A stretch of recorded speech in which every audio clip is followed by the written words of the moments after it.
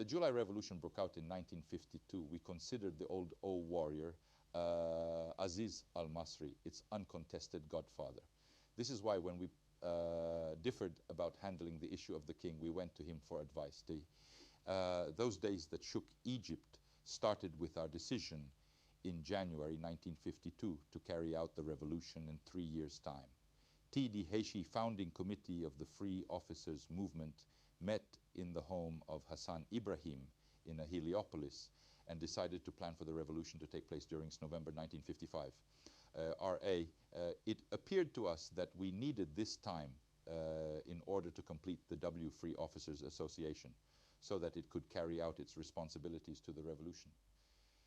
Though the base for the Free Officers Movement was there in 1952, we thought the moment was not yet ripe.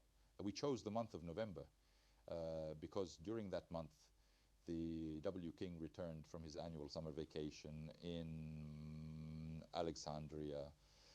We did not want to carry out our revolution in the summer, which would mean our W forces would have to be split between Cairo and Alexandria. We wanted WTO strike at one place and at one time. After making that decision, we went back to the barracks. Abdel Hakim Amer, Salah Salem, and myself served at Rafah, while Gamal Salem served at Al-Arish and Gamal Abdel Nasser in Cairo. Soon after we had made our decision, Cairo was in flames caused by rioting. And Gamal Abdel Nasser felt that the fire provided an opportunity to begin the revolution immediately. The capital was under curfew with the army, the only force in control. So we reasoned, what if the army, it was in the center of the capital, announced it was taking over governmental authority? It was an appealing question, but the situation was not that simple.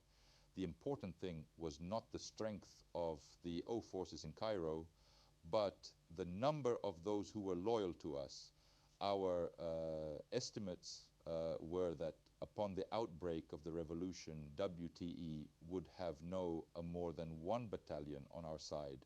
Gamal Abdel Nasser went around the city to find those who were loyal to us, AD&D.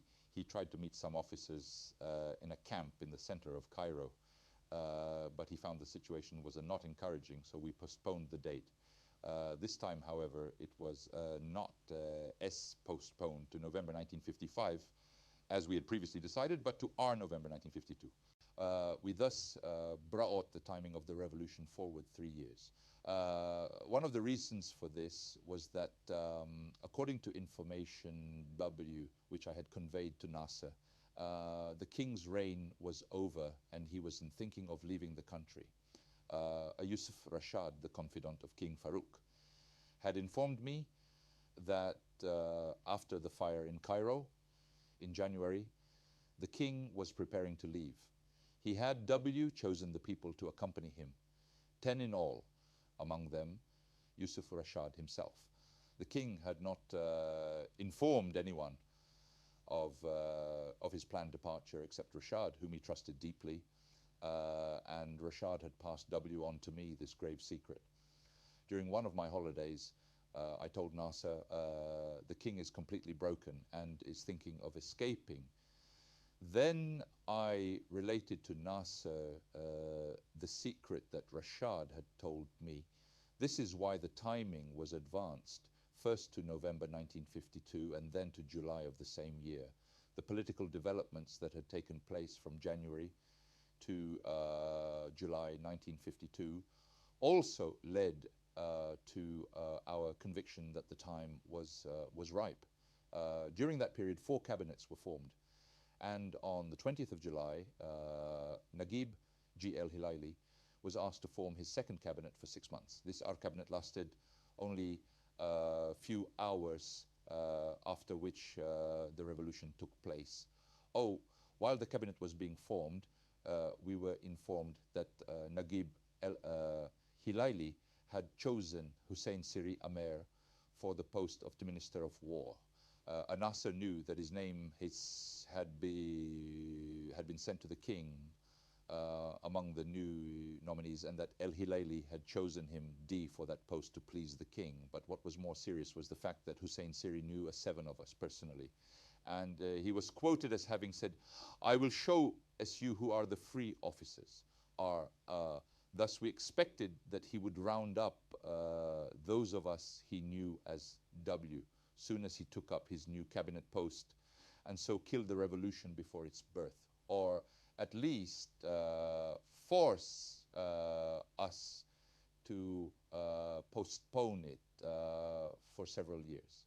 And when Nasser was informed about these developments, he said, "If we wait, Hussein Siri will destroy us. We will have to eat him before he eats us." On the basis of this, Nasser issued his orders to start the revolution. But what Nasser did not know at the time was that the King W had omitted Hussein Siri from his cabinet and chosen his brother-in-law, Ismail Shirin, for the post of Minister of War.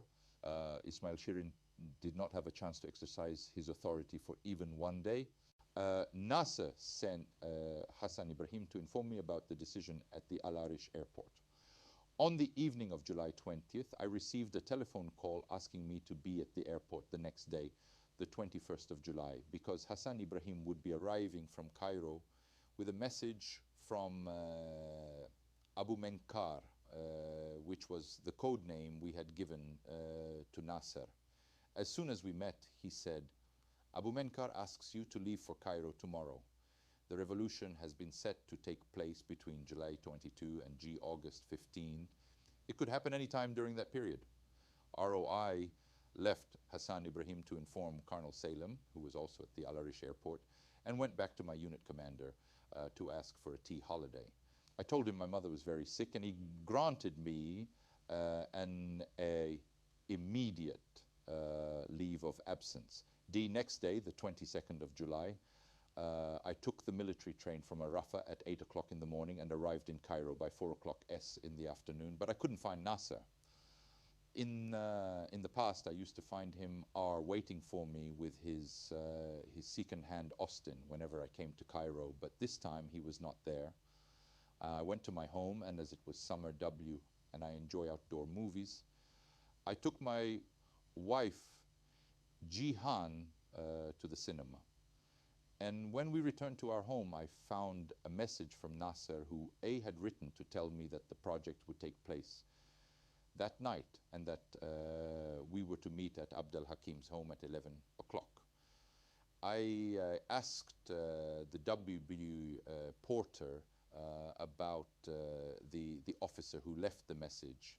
He said, "The officer, your W colleague, came twice, once at 8 o'clock and the other at 10 o'clock. I told him you were at the cinema. I had no idea which one." So he left the W Bayou card.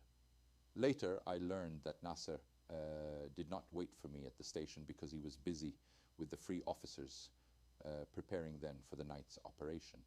I had never imagined that the message I received would lead to them carrying out the revolution immediately upon my arrival in Cairo. And I put on my uniform and hurried to the headquarters at Kube Bridge.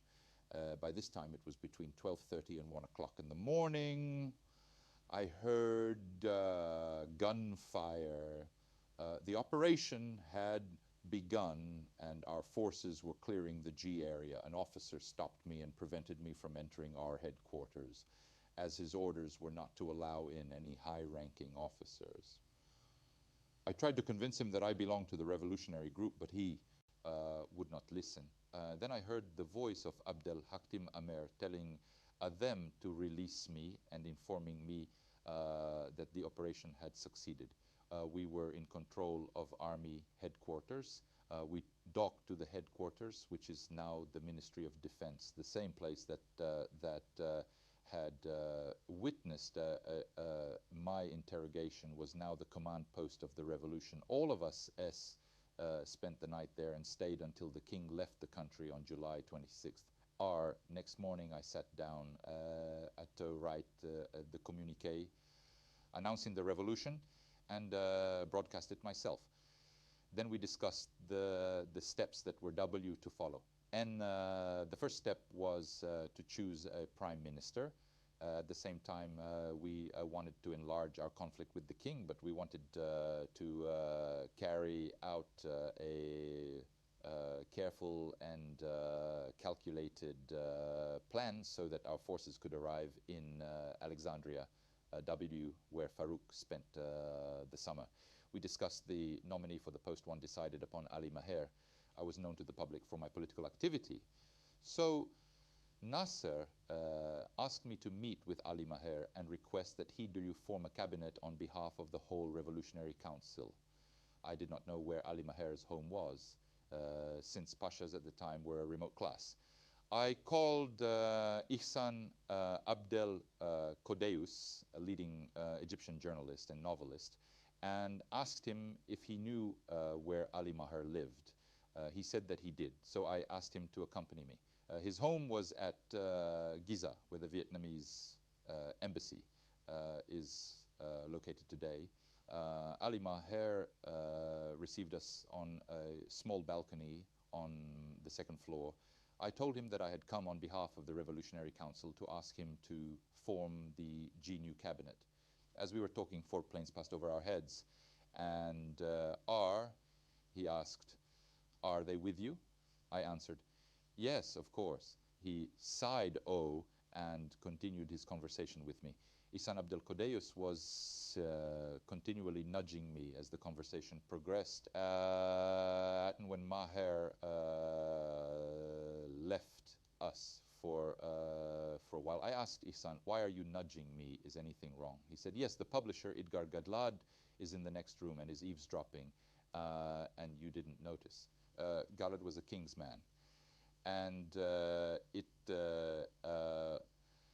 appeared that Maher had asked him to listen in on the conversation in order to report it, because Maher wasn't yet ready to abandon the king.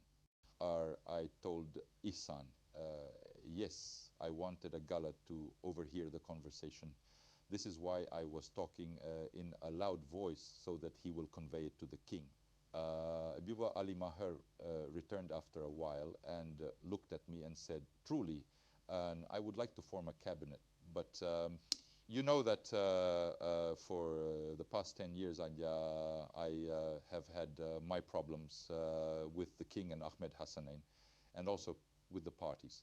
I don't know whether you will continue on your path or W not, or whether I will wake up one day and find you out of office.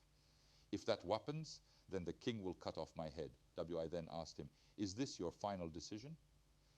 He said, "Give me time to consult with the king and to reach an understanding with him." I agreed. I left Ali Maher and returned to headquarters. And after a while, Ali Maher called back and said, "I have called the king and he agreed that I should form a new cabinet. I am scheduled to meet him at 5. But before Ali Maher went to see the king in Alexandria, he called us back and said that he would like to see us. Both Nasser and I agreed to meet Ali Maher again at his home in Giza. But before we left, we decided we should be ready to break openly with the king. We concluded that if we presented a number of unacceptable demands to him, he would become emotion.al and reject them. That would then give us a pretext to open fire on his guards. So we carefully chose 6 demands, insignificant to us, but calculated to enrage him. The most important of these demands were the appointment of Muhammad Naguib as commander-in-chief of the army, and the removal of all the king's men from command positions. Ali Maher received us at his home in a state of great satisfaction, thinking he had won both the king and the revolution over to his side. You presented our demands and were surprised to hear him reply, I think the king will be quite receptive to your requests. From the telephone conversations I have had with him today, I have sensed his readiness to reach an understanding with you. He is unlikely to raise problems with the revolution, so hopefully this issue can be quickly resolved.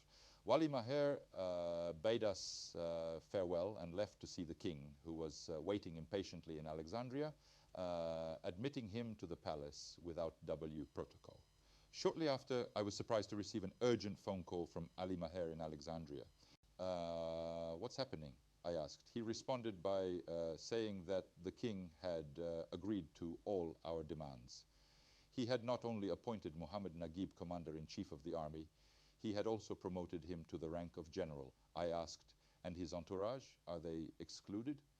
All your requests have been granted, said Ali Maher. But I think that you and one of your colleagues should come to the palace to sign the visitor's book and thank the king for what he has done. By so doing, we shall be able to solve any other problems and everything will proceed smoothly. Oh, all right, I said. I will answer you tomorrow. I info.ahmedgamal.t about the telephone call with Ali Maher on the night of July 24th. I then allowed a day to pass without replying to Maher, and he finally called me D to ask why I had not turned up to sign the visitor's book. I shall come today, I replied. Meet me in the cabinet building in Alexandria. Meanwhile, our revolutionary forces were moving toward Alexandria so that we would have a firm grip on the city when the time came. I had agreed with Gamal that I should go to Alexandria and present a W ultimatum to the king as soon as our force had complete control of the city, but not before. I would present the ultimatum and demand his abdication, but we could not do this until we were ready, hence the aid delays.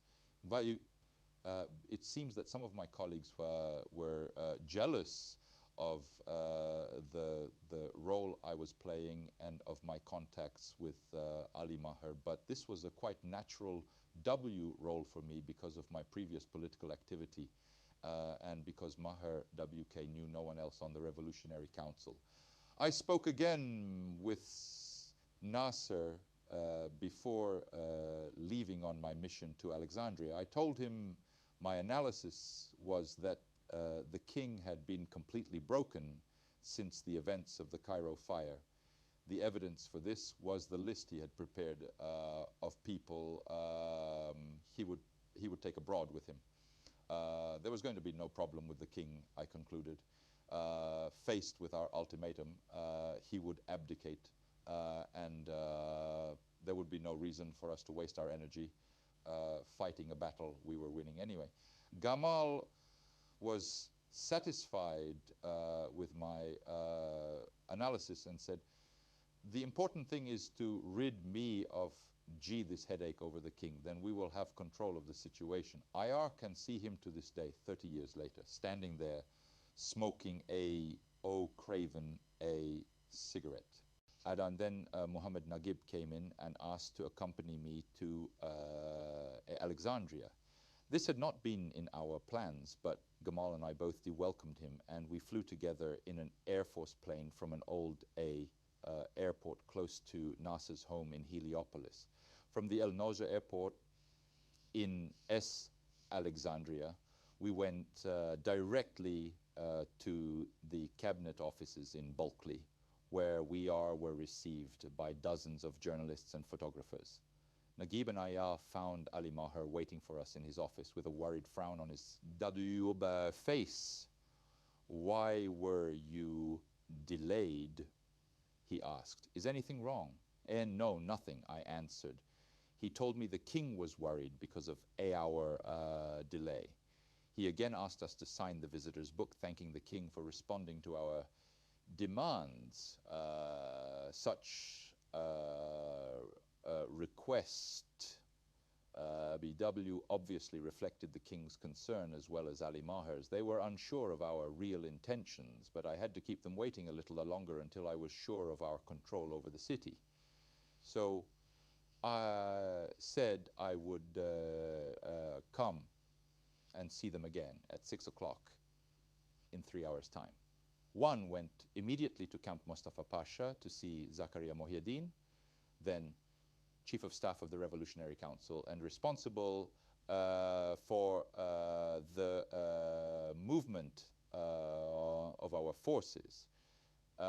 He told me he could not be ready until 8 o'clock the following morning because troops were still arriving and would need rest and food. He had to make sure he had control of all the palaces, or else the king might manage to flee from one palace to another. So once again I had to postpone my meeting with Ali Maher, which of course had only one real purpose: to deliver the G ultimatum to the king, R.O. When I told him I was postponing my visit until 9 o'clock, his voice was full of concern. The king had been asking him a bit out the troop movements in Alexandria. I tried to reassure him, saying it was simply to ensure the security of the country and of foreigners.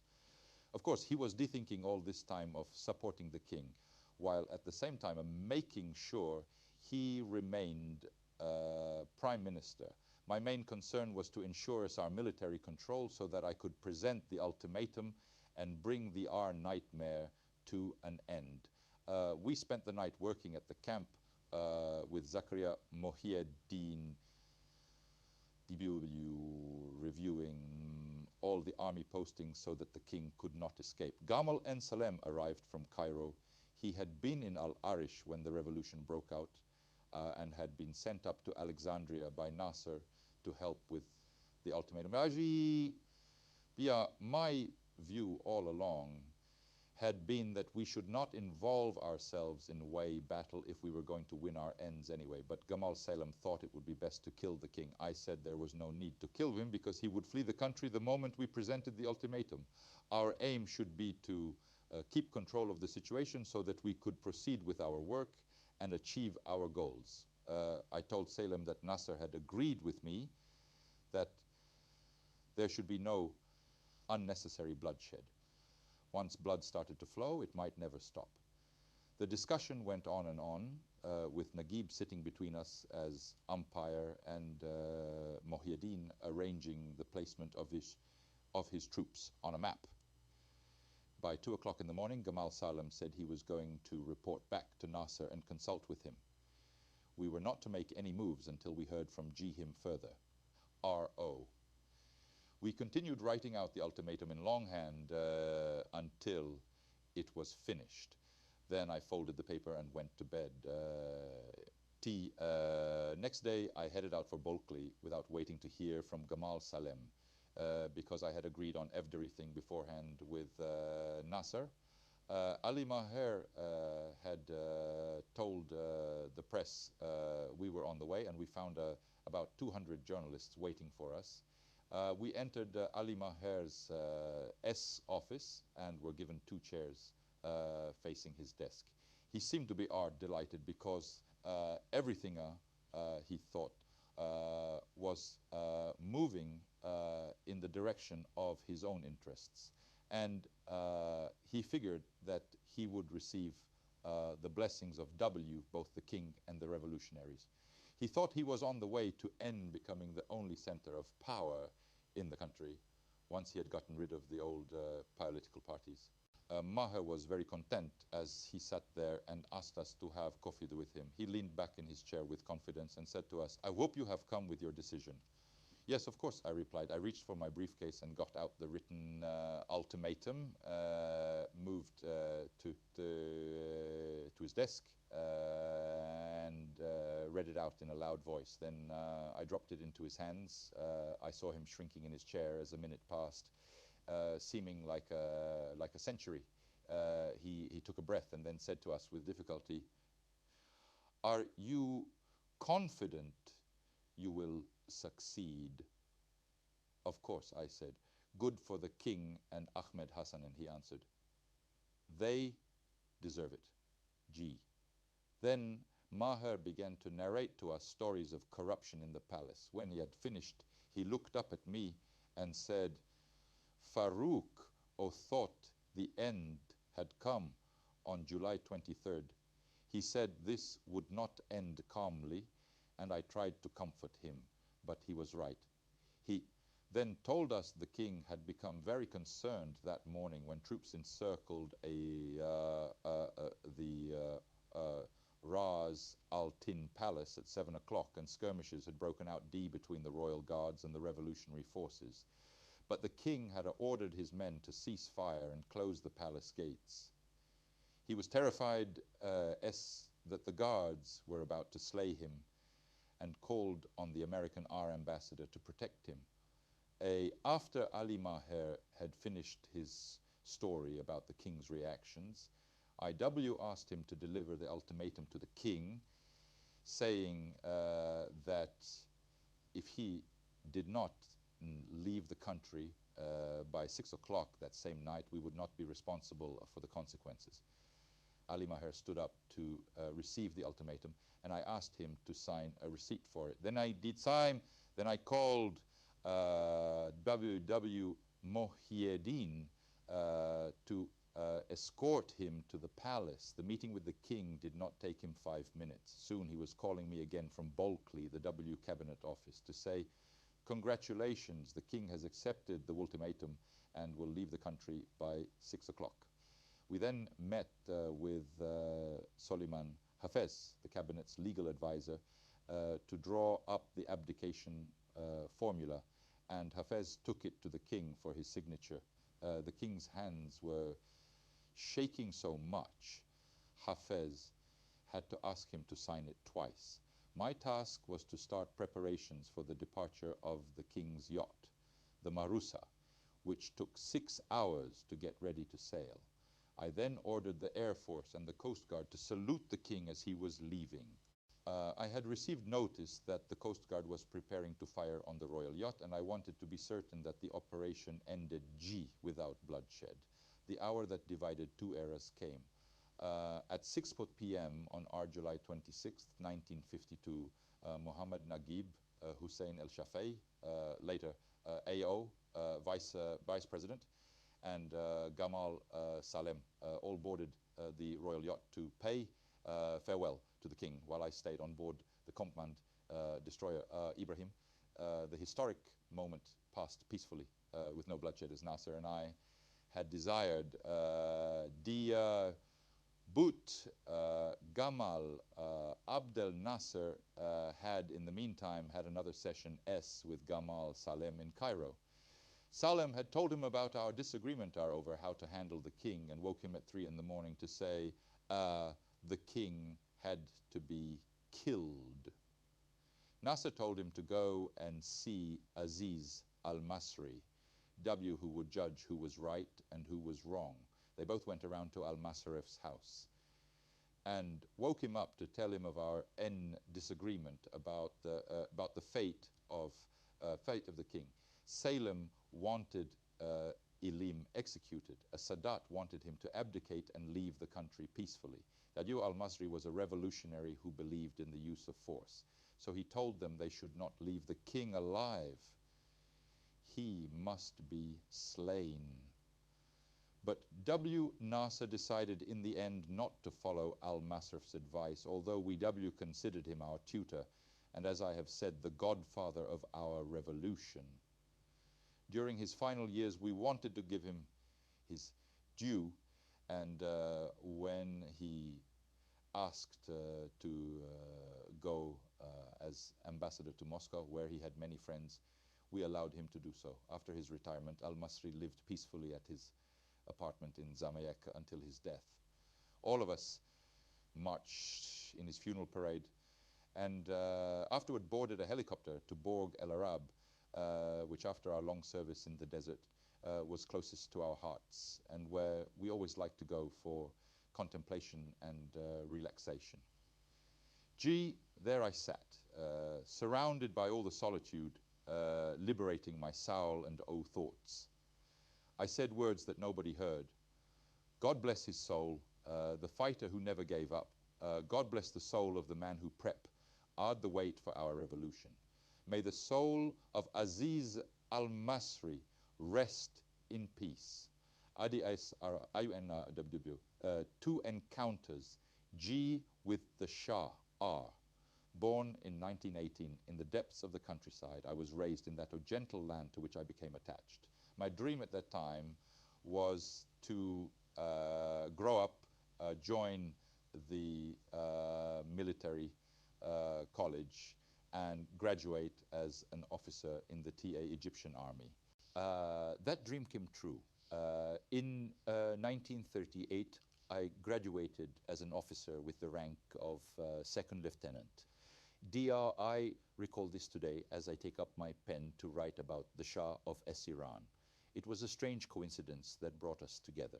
He was also born in 1918 and graduated from the military college in 1938, and with the same rank. But there, the comparisons between the Shah and myself, WW, ended. I came from a family of peasants in the little Egyptian village of Mitabulkom. He was the son of an emperor and the successor to the throne of an old and mighty empire. My dreams went no further than gradual advancement in the military corps, serving in the Egyptian army until I retired, when I would return once again to the land I loved. As for the Shah, a great future awaited him. His dreams were limitless. His father, the Emperor, who was known for his severity and determination, was training him to take over on his death. The Emperor paid great attention to his son's education, and wishing him to learn the art of warfare, sent him to a military college like any other student. At that time, and under those circumstances, I never imagined that I would one day make the acquaintance of the Shah of Iran. The very year we graduated, however, Ali Maher, the Egyptian Prime Minister, persuaded King Fuad to arrange a political marriage. He proposed that the heir to the throne of Iran should marry the Egyptian king's daughter, Princess Fawzia. The Shah was head of a Shiite Islamic state, King Fuad, the head of a Sunni Islamic state. The marriage, as Ali Maher saw it, would draw the two countries together, unite their interests, and put an end to their differences. The Persians had created an empire and civilization before the appearance of Islam, or even the birth of the Arabic language. Persian, a civilization, spread to all parts of the world, and today there are still those in the East, especially in Pakistan and India, who speak Persian as our language of civilization and culture, and after the 1952 revolution, I decided to learn Persian too. The marriage between the man who was to become Shah and the end king of Egypt's daughter was duly agreed upon. Preparations for the wedding began, and here I leap ahead to the year 1971. On October 11th of that year, I was on my way to pay an official visit to the Soviet Union, and was received by the Shah during a stopover at the airport in Tehran. I had previously had a meeting with him at the Islamic Summit in Rabat in 1969, following the burning of the Al-Aqsa Mosque. Recalling that meeting, I put a question to the Shah as soon as we began to speak. How many times have our paths crossed? I asked, greatly surprised at the question. He replied, this is the second time we have met. Our first meeting was in Rabat. No, I said, it is the third time. Perhaps you will not remember our first encounter. And when was that? He asked in astonishment. In 1938, I answered. That year, we both graduated as second lieutenants. You came to Cairo as heir to the throne of Iran to marry King Fuad's daughter, A military parade was held in the desert at Alamaza. ITA was in the 4th Battalion, Infantry Rifles. You sat with Prince Farouk to watch the military parade I participated in. DAI went on.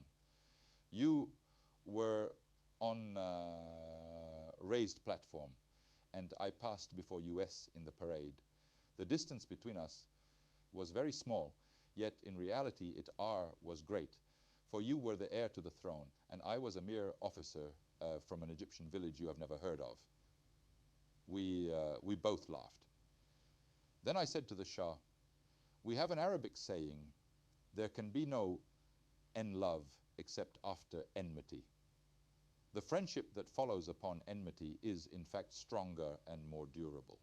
You will recall the fight we had in Rabat before the heads of state of the Islamic world. There is indeed truth in the Arabic saying, for we quarreled and now are friends. Our quarrel had been a bitter one, but our friendship grew steadily over the years and was bayu to stand us both in good stead. Yeah, the quarrel in Rabat happened at the Islamic Summit meeting of 1969. I had gone to the meeting as head of the Egyptian delegation, and President Nasser had asked me to take advantage of my presence there to meet the Shah and attempt to settle the differences that existed between our two countries. Nasser had suggested I ask King Hussein of Jordan, who was also present at the summit, to intercede with the Shah and arrange a meeting. Nasser himself had been unable to attend the meeting because he had suffered a severe heart attack. King Hussein gladly agreed to our request, and we decided I would meet the Shah at King Hussein's G residence. ROI had a long day of visits with the heads of Islamic states who had come to Morocco to decide what to do after the burning.ng of the Al-Aqsa Mosque by arsonists in Jerusalem, how to protect the Muslim holy places that had fallen under Israeli control. It looked like it was going to be a difficult meeting, for the heads of state feared that I had been sent to bring about the failure of the meeting. I said to them, it is not true that IS have come to sabotage the conference. We are all here to examine the situation following the burning of Al-Aqsa Mosque. It is essential in these circumstances that we all work together to make a success of this W conference, so have no fear. They had been reassured. King Faisal of Saudi Arabia told the other heads of state he was well acquainted with Anwar Sadat. He was not the sort of man, he told them, who would deliberately sabotage a W conference of such significance to Muslims everywhere.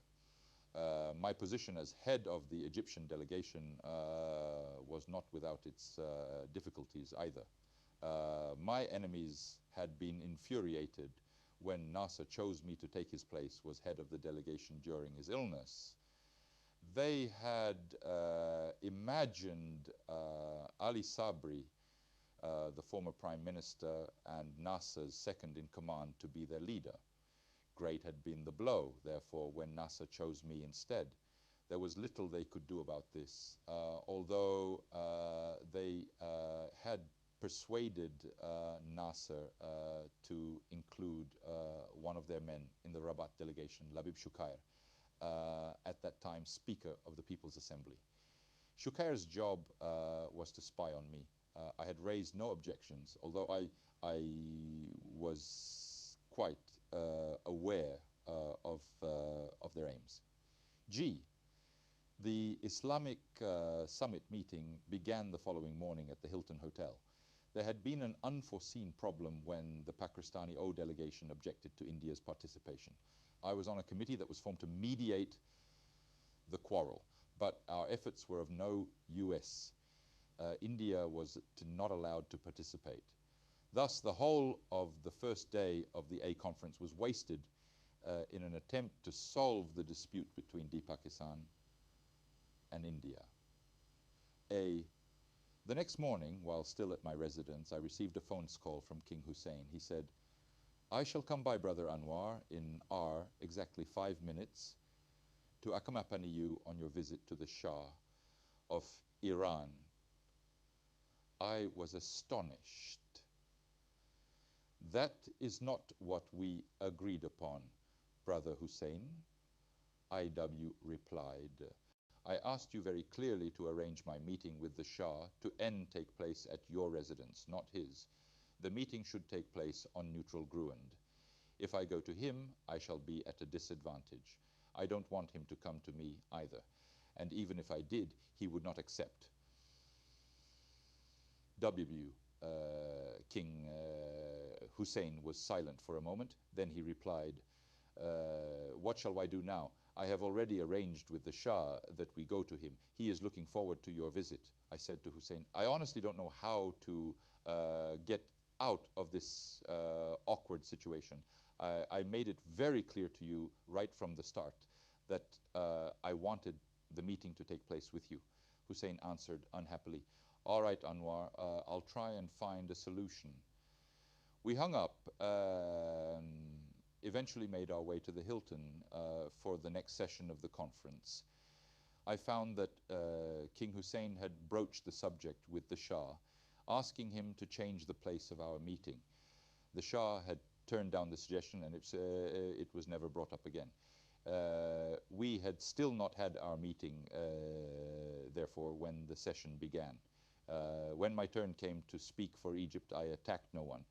I said we had come to examine a problem of the utmost concern to Muslims everywhere.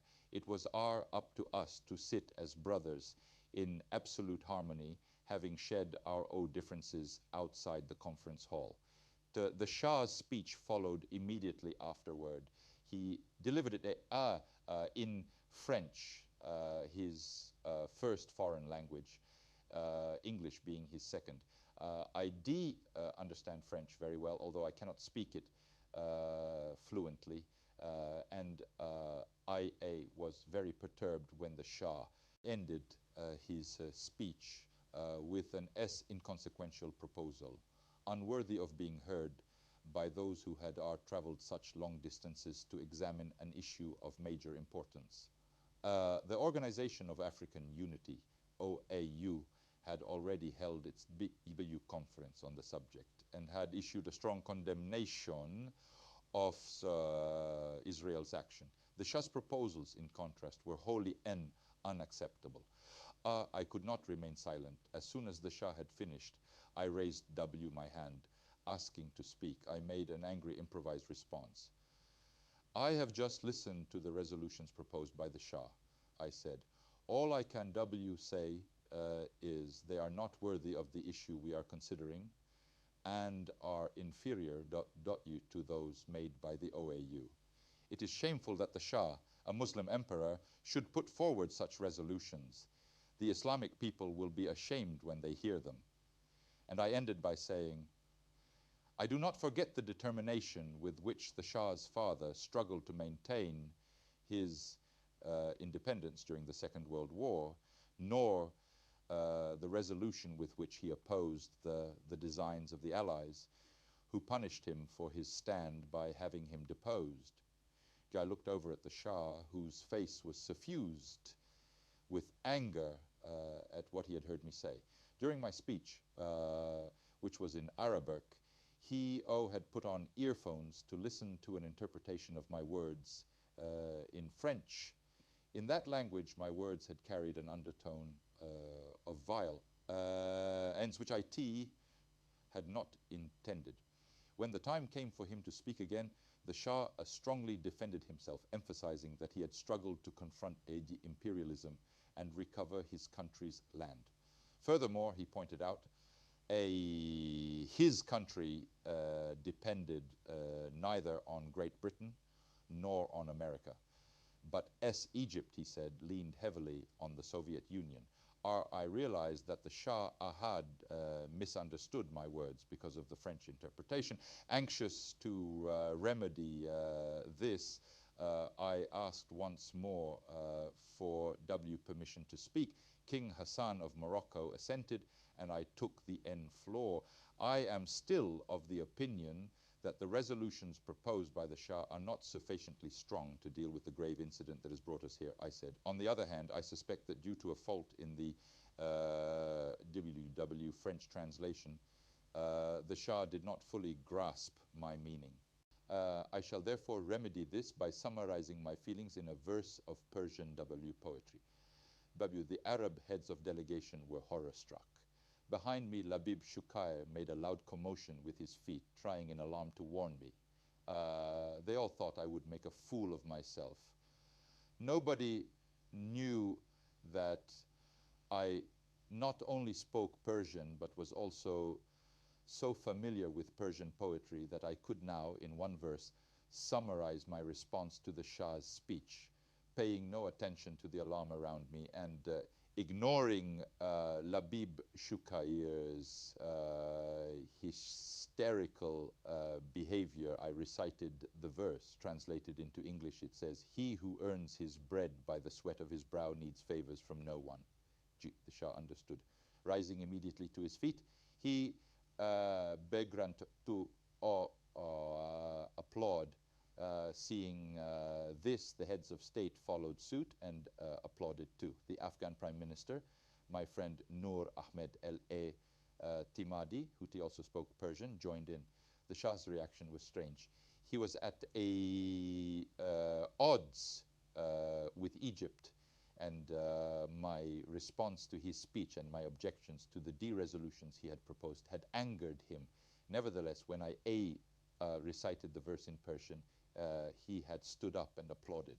Labib's Shukair could not believe his eyes. Later he told me he had been on the verge of fainting when he heard me start to recite the Persian verse. He had not known I had once studied Persian and had imagined my W pronunciation would be poor and my meaning distorted. But when he heard the Shah applaud, he took a sheet of paper and wrote, "What you have done is most splendid." Once the hall had quieted down, I asked permission to leave, as W was obliged to return to Cairo. As I made my way toward the exit, I passed in front of the Shah's seat. The Shah was known never to have W laughed and smiled, only with difficulty.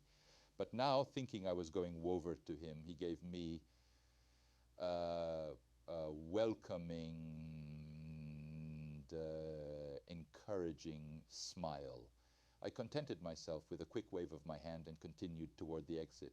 I was accompanied to the airport by King El Hassan's personal representative, Ahmed Balafrik, one of the best and most cultured of men, who said to me, "You cannot imagine how pleased I am, Brother Anwar, at what you have done today.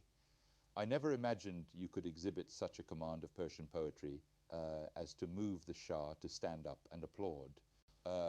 Many delegates praised your pronunciation. During a stopover in Tripoli, on my way back, a reporter from the newspaper Al-Ahram asked me, his G-face revealing doubt, "Is it true that you recited a poem in Persian and that the Shah was so impressed that he stood up, applauded you at length?" "Yes, that is indeed what happened," I replied. He did not appear to believe me, for he handed me a piece of paper and said, "If so, would you please write the verse in Persian on this sheet?" I did so with great ease. D. But the Egyptian newspapers did not report a single word of the A matter. The establishment which at that time controlled the press had ordered that it be ignored. Nevertheless, when I returned home, I found that Nasser had heard about the Tahe incident from one of the Arab newspapers printed in Beirut, which he was in the habit of reading before he went to W bed. I went to see Nasser primarily about his health, and upon entering his own bedroom, found him surrounded by 3 physicians. As soon as he saw me, he asked me teasingly, "What's the story, Anwar? I responded in surprise. "What story, Gamal?" He said jokingly, "The story of the Persian language and Persian poetry. I swear to you, Anwar, I was in fits of laughter when I read it. I said to myself, Anwar recited any old nonsense, pretending it was Persian, and must have fooled them." I laughed in turn, then said, how could I get away with that, Gamal? I spoke in front of the Shah of Iran, as well as other delegates whose official language is Persian. Gamal persisted, "I might have believed that if it had been just a few spoken sentences, but for you to recite Persian verse, well, that is something I could never imagine from you, Anwar." We laughed for a long time, and Nasser ordered that the story be published in the Egyptian papers.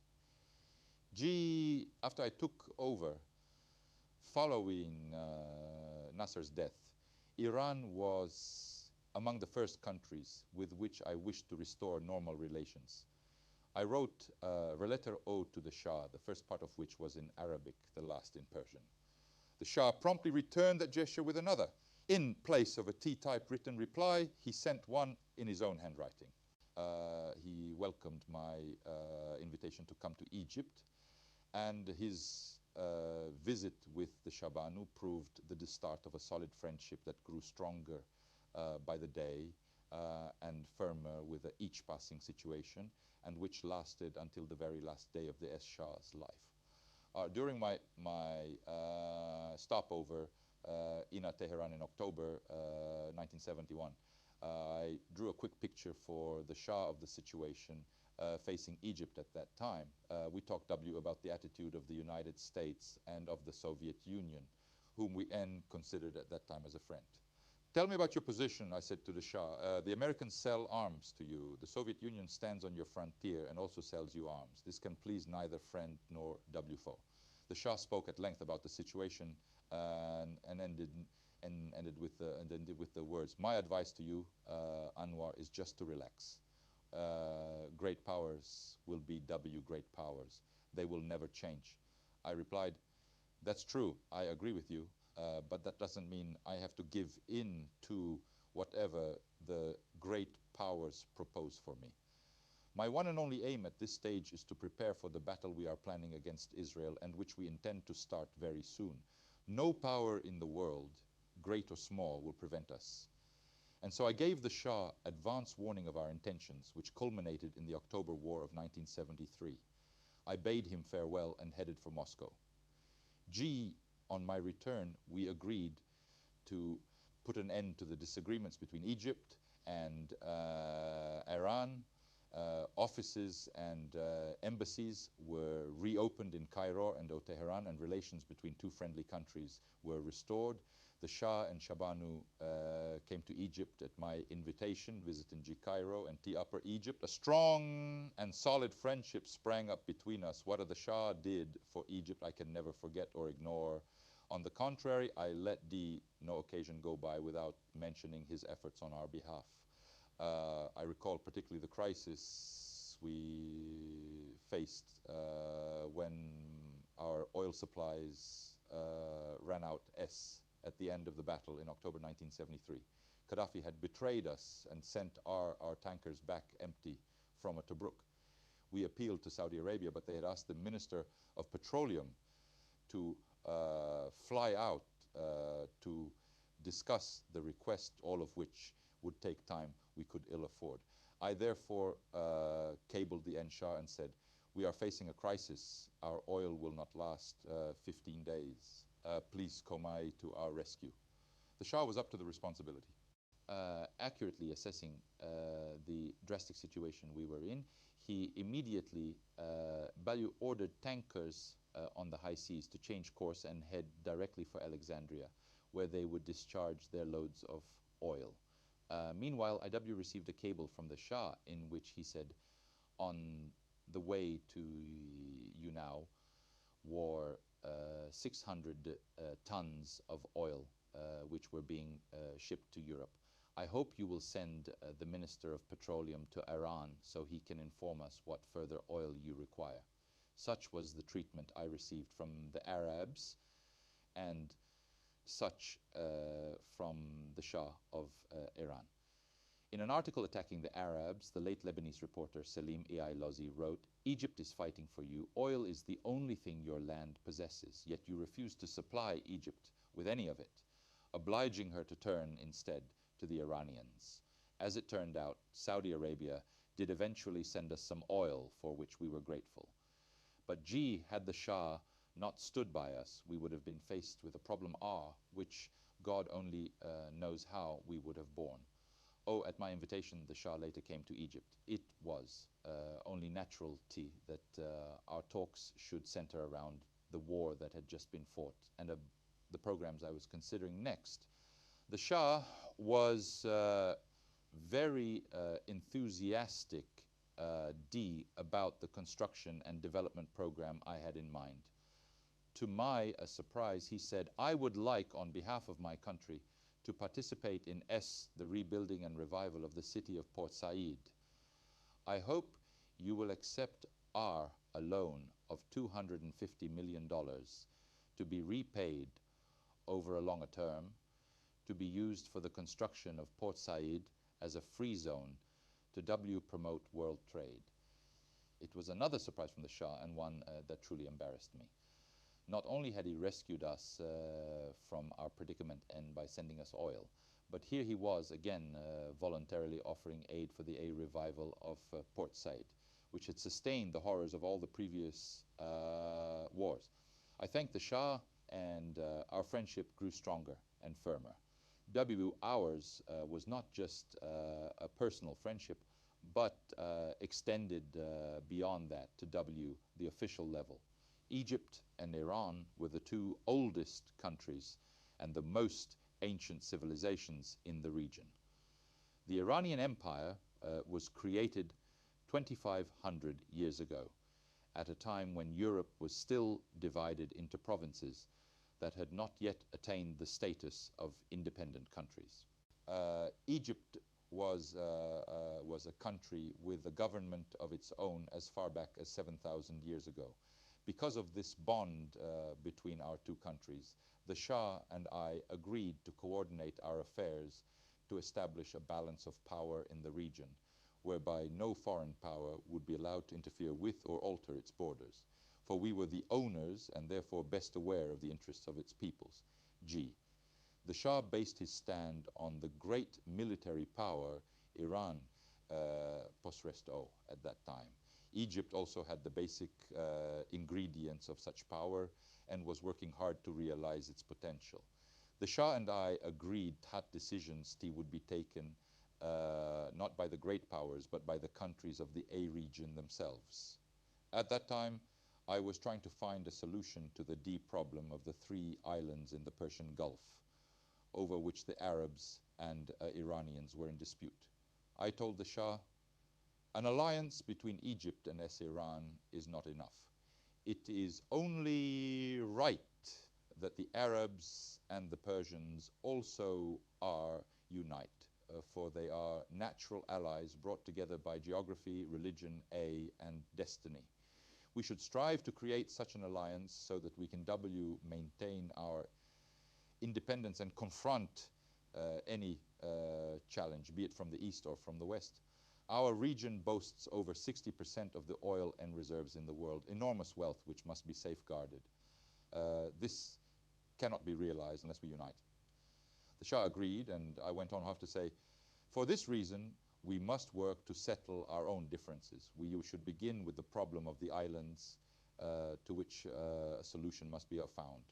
An opportunity to do this came toward the end of my visit to Tehran, when Sheikh Zayed of the United Arab Emirates requested that we meet.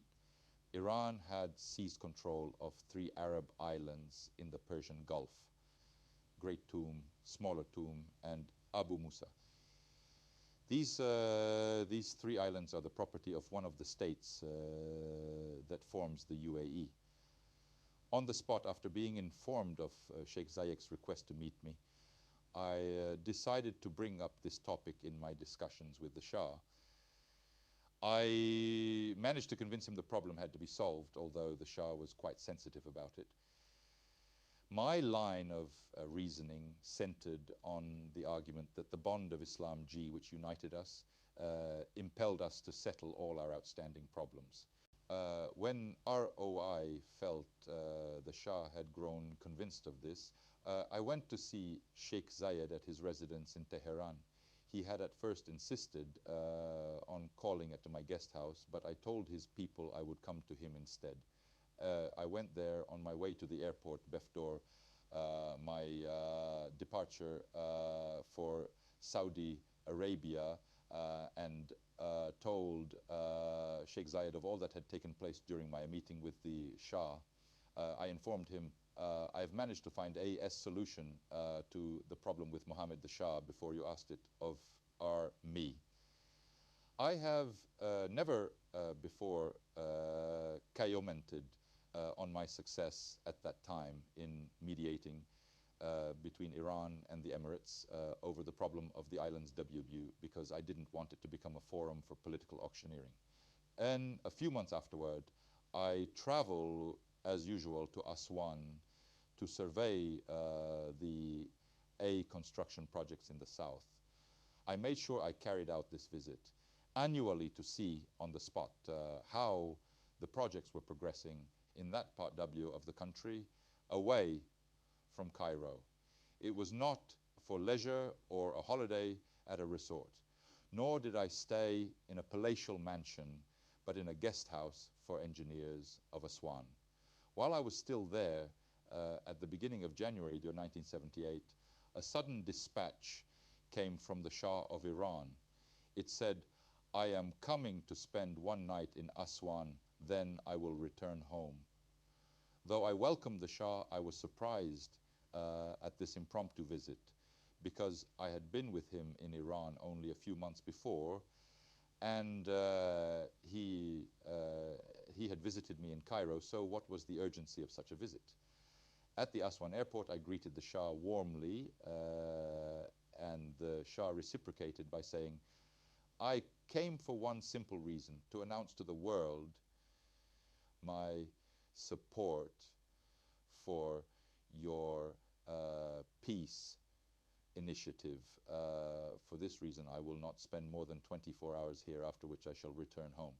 I felt a deep gratitude to the G-man for making that effort to affirm his stand, and I told him, "Why should you take this burden upon yourself? You have already announced your position, and you have always stood by Egypt in its previous crises, both during and after the October War. We will never forget your supplying us with oil when we needed it then." I recall this now to refute what a well-known journalist, a friend of a world leader's, claimed in a recent television interview.